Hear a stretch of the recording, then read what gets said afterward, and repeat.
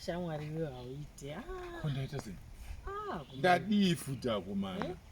Kuenda kubasa unongoenda kubasa, ndikatumira SMS hauida ere, ndikakufonera haupike foni, ndikatumira kana WhatsApp hauida ere.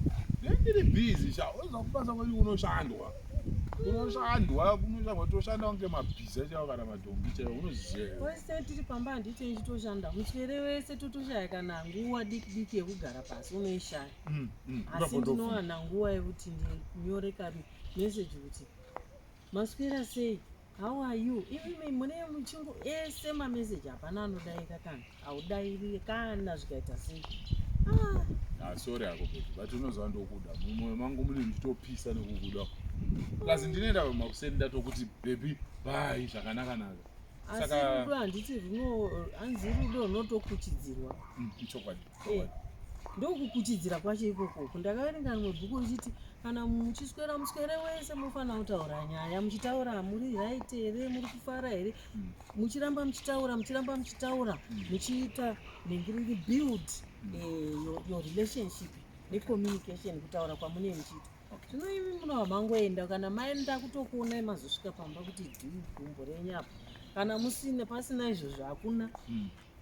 Sorry baby, ndochinja. Ndochinja. Bhuku racho ndoda kumboriverenga. Alright. Sorry ako. Hakusweri nechizvitisa usatoziva. Handi Bible rinoti my people perish because of lack of knowledge. Kusazivawo, but from now ndichatanga kuimprove.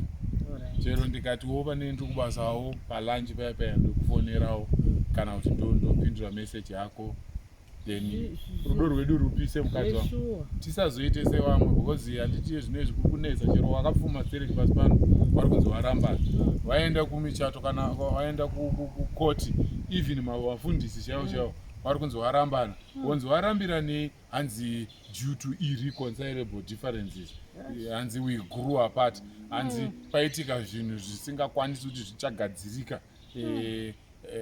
Wakatanga wari pamwe chete wakadai, then wabva watanga kudai manje ini kuti ndizosiyana newe hazvibude. Ndoda kutomira. Thank you baby, thank you.